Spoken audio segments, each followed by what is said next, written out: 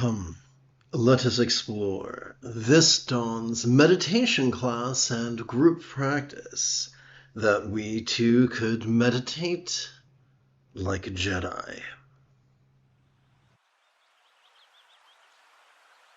This morning, let's explore the 10th passages of Vajra's Unwaning Victory Banner, a meditation classic. Together, let us relaxingly recite. Equality in all distinctions is sometimes mislabeled as karma. However, as long as one is under the sway of so-called karma, self-originated pristine awareness does not exist. So what do we mean by pristine awareness? To answer that, I'd very much like to access a visual aid.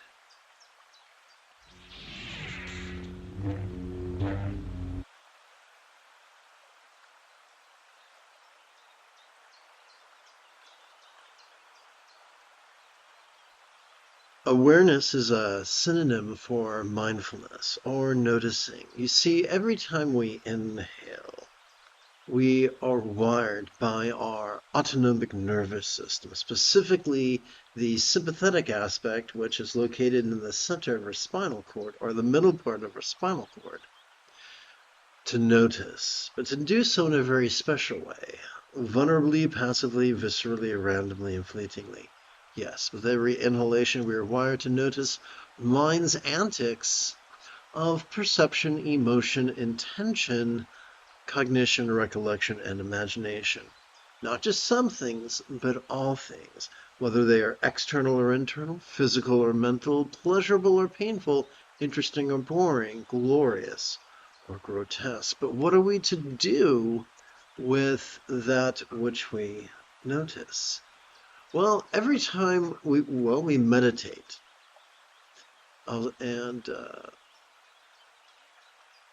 the way we do that is this. Every time we exhale, we've evolved to automatically access the aspect of our autonomic nervous system known as our parasympathetic nervous system, which constitutes basically each end of our spinal cord.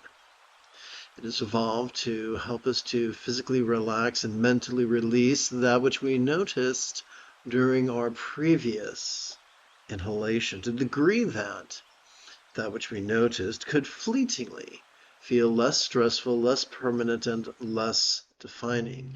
Now, complex life forms such as ourselves are given to figures of speech.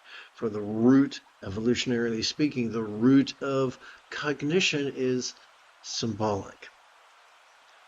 Therefore, as we relax into our exhalation, that which we noticed during our previous inhalation could feel as non-graspable as a vast empty void. Now, any good English teacher could remind us that a simile is only as useful as it is relatable. So we have to ask the question, what? What is a real-world example of a non-graspable, vast, empty void? Well, how about the illusion of the infinite azure sky on a bright and beautiful cloudless morn, which although could look tantalizing to the eye, feels rather non-graspable to the hand. So calling something empty is just shorthand for saying that as we relax into our exhalation, that which we noticed during our previous inhalation feels as non-graspable as the sky.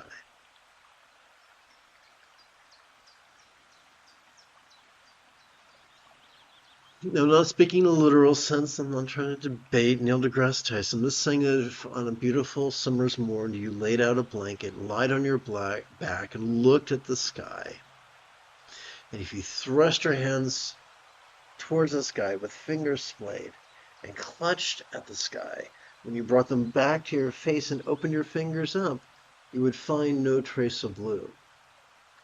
The illusion of the sky is non-graspable. No great mystery. So when we're talking about pristine awareness, pristine is another way of referring to our experience, that which we experience during our meditation, and awareness is that which we experience during our inhalation. It could also be described as watching the antics of mind and then relaxing into mind's non-graspable nature. But this morning's lesson text does not begin with that phrase, does it? Instead, it begins with the phrase,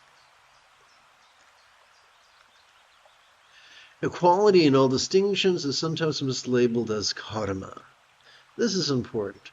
We'll explore this in two parts. How about the first part? Equality in all distinctions. The numbers 3 and the numbers 4 are quite different. As we breathe in, we could notice this.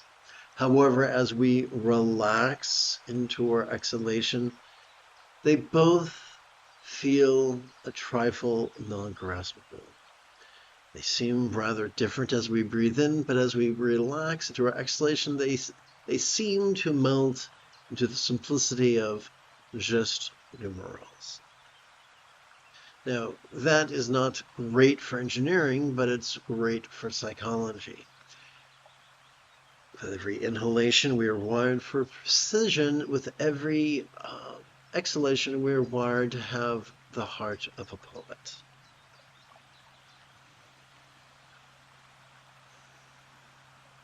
Now, let me jump back over here for a second. What has, let's see, let's go to button 9. Let's go up a page.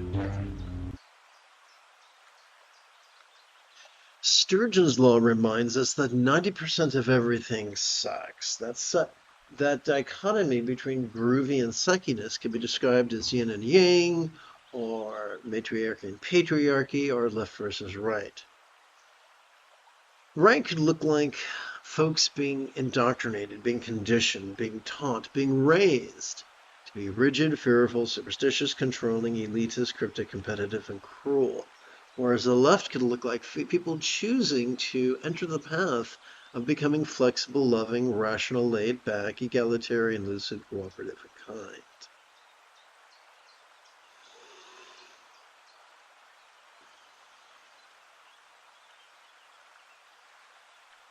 So when we are rigid, when we are superstitious, we cannot help but have difficulty with metaphoric statements like metaphoric emptiness, or metaphoric changelessness, or metaphoric deathlessness, or metaphoric birthlessness, or metaphoric sameness.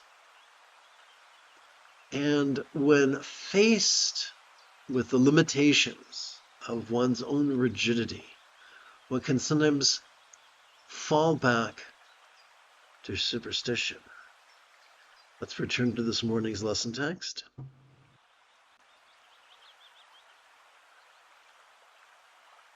And thus, one could say, well, I don't understand this whole equality business, therefore it must be because I have bad karma. And if you understand it, it must be because you have good karma. And this mythology evolved that what we perceive is due to our karma. And when they say karma, they're not speaking pragmatically like cause and effect, like things look different depending on when I use my glasses or not. They're speaking about spooky, supernatural karma. And the funny thing is, in the Buddha's first Lam Rim, the Buddha's first expression of the path of enlightenment, the Eightfold Path, there is no mention of karma. But there is a mention of loving kindness. How important is loving kindness to the Buddha's Eightfold Path? It constitutes 50%. Great meditation masters have observed that the more we master mindfulness and meditation, the more we experience the highest love, which is spontaneous and uncontrived. So if what we're doing isn't working, instead of superstitiously labeling our confusion as the fruit of karma, and then go seek a ritualistic solution or antidote, let us exercise the courage to explore that if we have trouble understanding the Buddha's metaphors, it may be because we've misunderstood how the difference between concentration and contemplation versus mindfulness and meditation. Let us therefore return to the visual aid.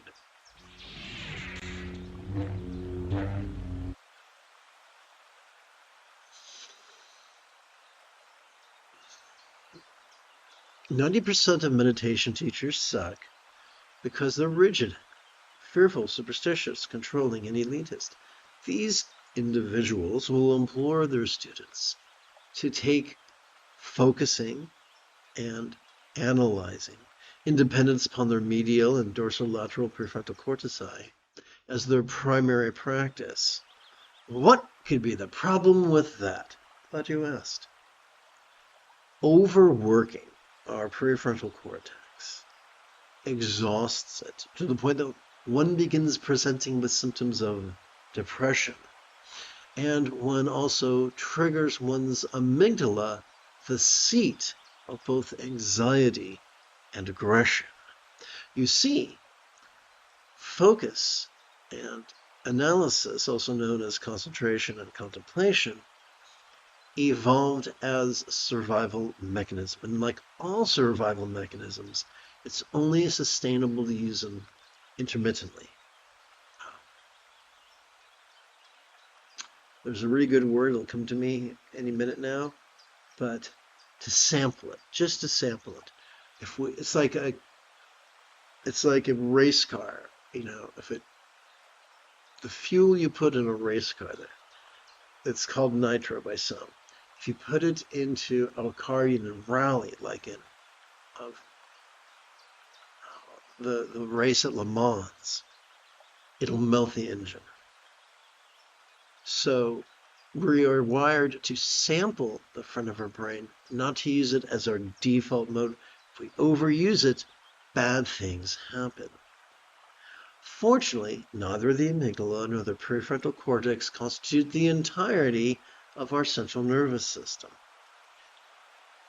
When we passively cooperate with the autonomic nervous system of our spinal cord, that the ancients refer to as our Buddha nature, it calms our amygdala and gently stimulates the anterior cingulate gyrus, which functions as the hub of our mirror neurons, the seat of empathy. That which functions as a catalyst to that which treats our dread as a catalyst for compassion and our desire as a catalyst for love. Pretty cool.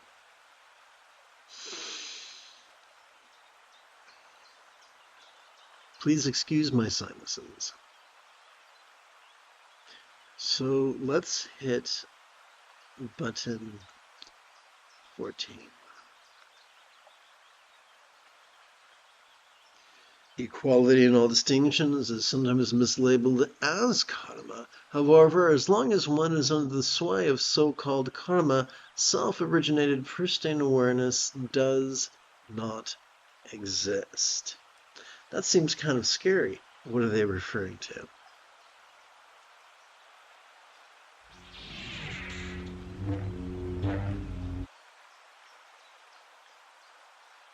As long as we are a slave to our own rigidity, fear, superstition, controlling tendencies, and elitism, as long as we're seeking a supernatural solution to the slings and arrows of outrageous fortune, then we will forever be cut off from the mechanisms of our autonomic nervous system that help us to notice and relax in a distinctly healing manner.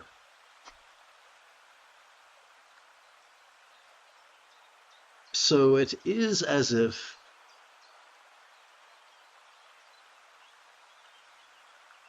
our only hope, spiritually speaking, when we run face first into the brick wall of uh, rigidity and superstitious and controlling tendencies, is not to further indulge them, but to abandon them for that which is flexible, loving, rational, laid back, and egalitarian. For the ridiculously easy and groovy path of vulnerably, passively, viscerally, randomly, and fleetingly watching the antics of mind and relaxing into their non-graspable nature. The easiest way to do that is to silently and mentally recite the demonstrative pronoun this during each inhalation, as well as silently and mentally recite the one-syllable verb ease during each exhalation.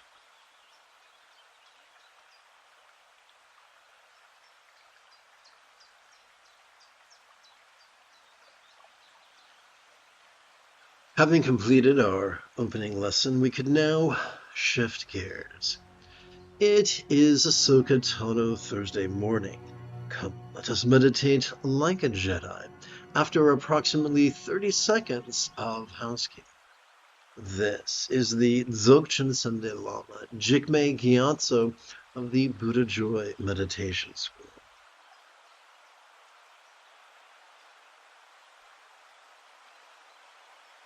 Described as a big old weirdo, I've spent more than 30 years harnessing my autistic special interests, as well as my ADHD hyperfocus, to spend about 8 hours a day, almost every day, studying, practicing, mastering, and reverse engineering the teachings and techniques of each school of meditation so that I could become your personal, nerdy, neurodivergent guide to nirvana. Welcome, my friends, to Meditate Like a Jedi, which is made possible due to the generosity of viewers just like you. For the remainder of this morning's live stream,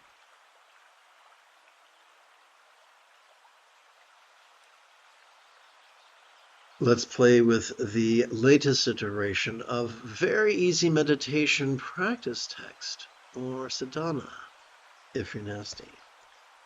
So if you've just wandered in, the essence, oopsie, gotta push the right button. The essence of mindfulness is to silently and mentally recite the demonstrative pronoun this during each inhalation. And the essence of meditation is to silently and mentally recite the one-syllable verb ease during each exhalation. We do this in coordination with our breathing, treating our breathing like the way a musical student treats a metronome, thus helping us to watch the antics of mind and relax into their non-graspable nature.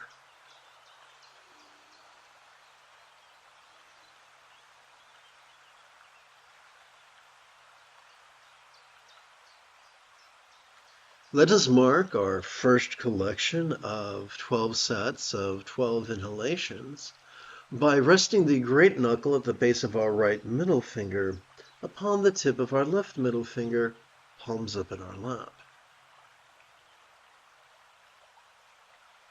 Simultaneously, upon our right hand, we could count 12 inhalations with our thumb.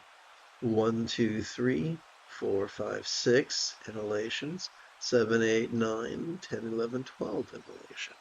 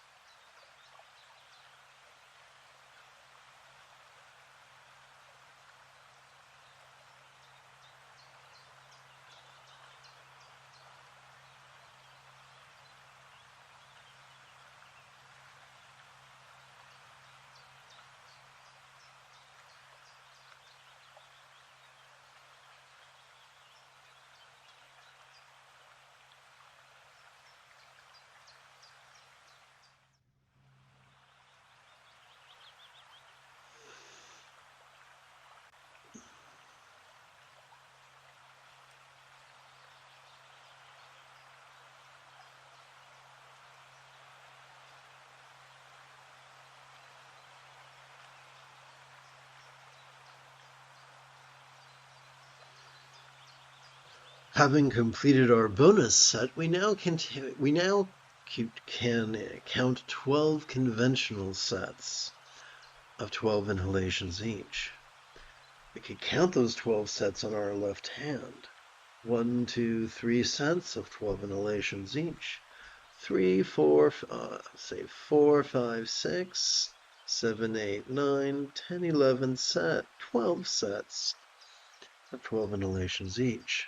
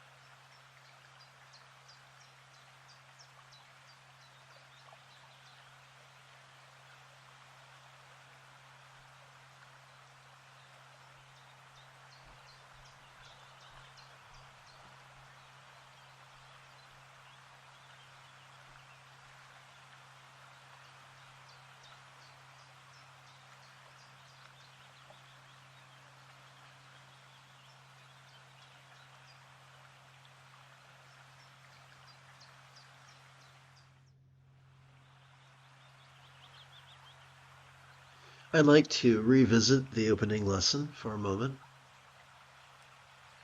Let's explore morality. There's two ways of looking at it. Some people look at it from a place of rigidity. They say if I do bad things will happen to me, and if I do good things will happen to me.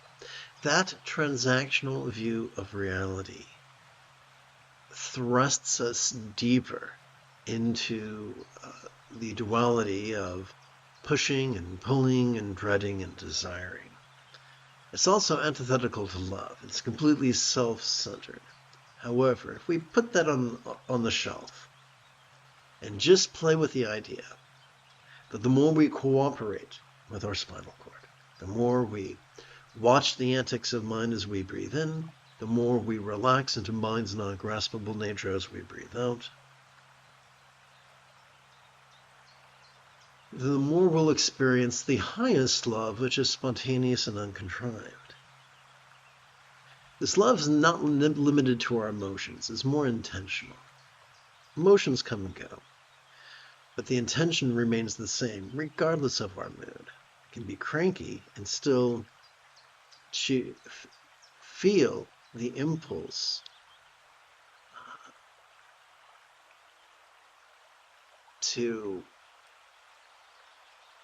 we can still feel a kind intention.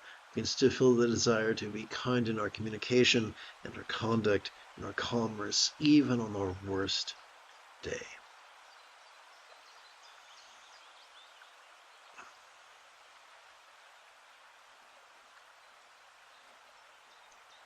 So we do the right thing because we're driven by empathy to be kind, not because we fear punishment, not because we desire reward.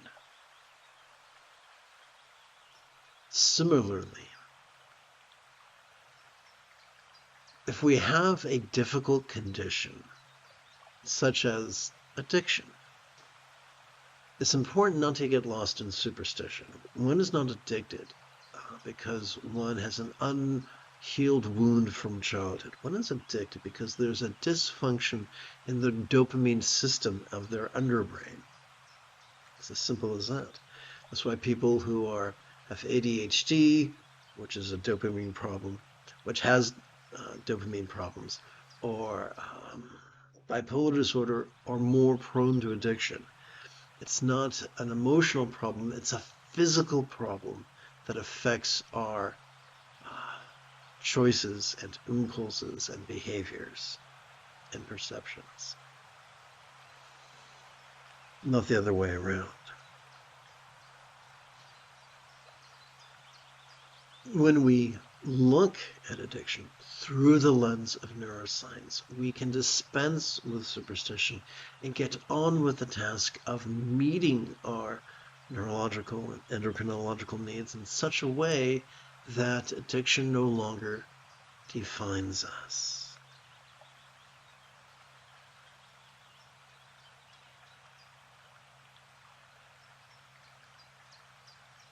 That doesn't mean we won't have impulses that are destructive and unsustainable. What it does mean is we'll have more resources to be less and less controlled by them, less and less defined by them.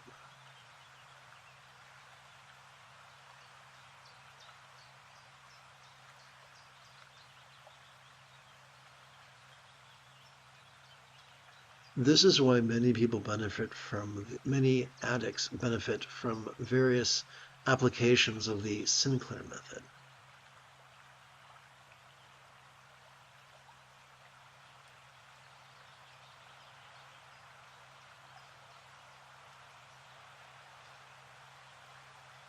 Just as I would not begrudge a myopic using corrective lenses, or someone with a thyroid condition for taking thyroid medication. Similarly, I would not begrudge an addict from submitting to the care of a physician who specializes in the Sinclair method.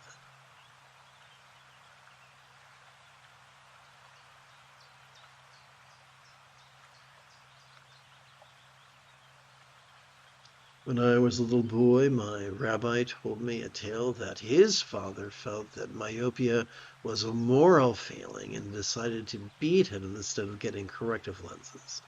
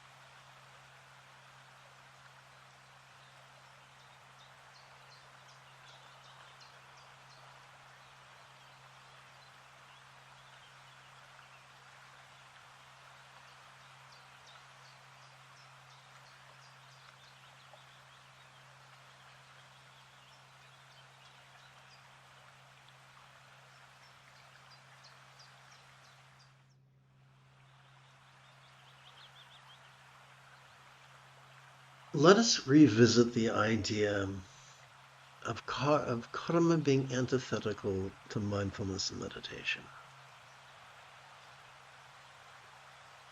Belief requires focus and rigidity, and is therefore the opposite of simply noticing, vulnerably, passively, viscerally, randomly, fleetingly on one's in-breath, and physically relaxing as well as mentally releasing during one's exhalation.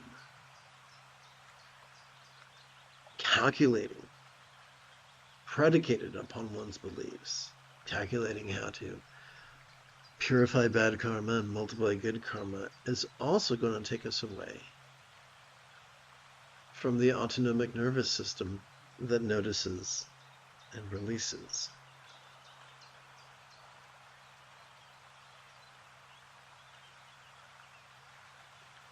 Any spiritual system predicated on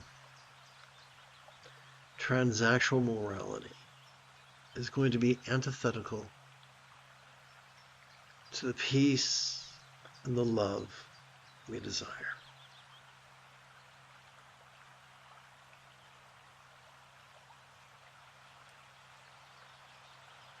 The moment you have a specific question concerning the Buddha's teachings on meditation or philosophy, do not hesitate to type your question in great detail in the chat window. If you could limit yourself to one question at a time, that would be great. For I tend to check for questions approximately every 13 to 20 minutes.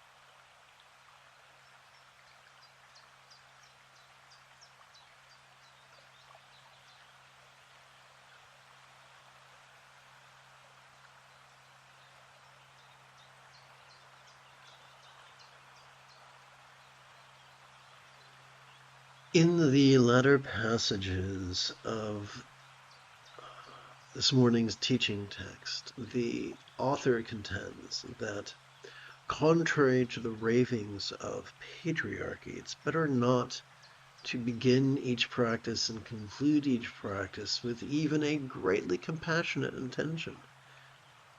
For such things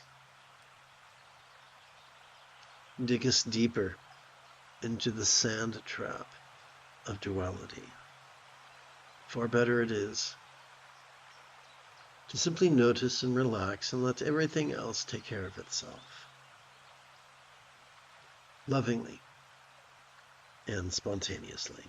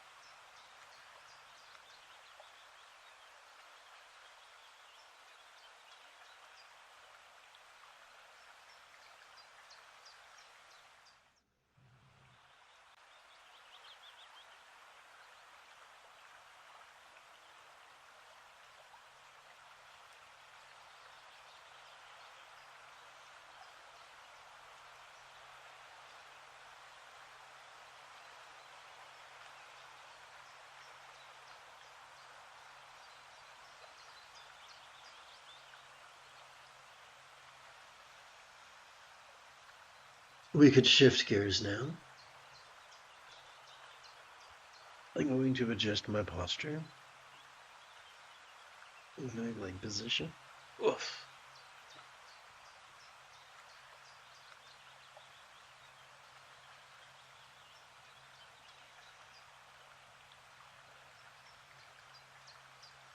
To keep track of our second collection of 12 sets of 12 inhalations, we could rest the great knuckle at the base of our right index finger upon the tip of our left index finger, palms up in our lap. And we can count the 12 inhalations of our bonus set upon our right hand. 1, 2, 3, 4, 5, 6, 7, 8, 9, 10, 11, 12.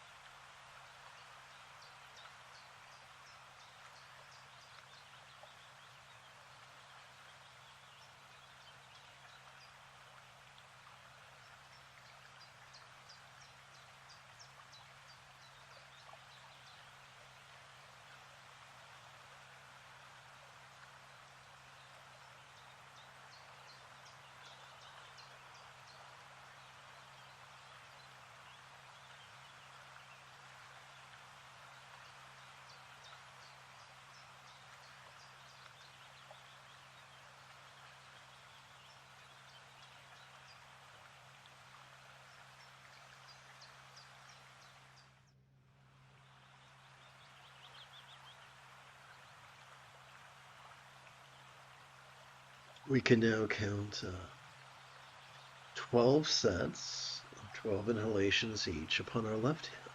1, 2, 3 sets of 12 inhalations each. 4, 5, 6, 7, 8, 9, 10, 11, 12 sets of 12 inhalations each.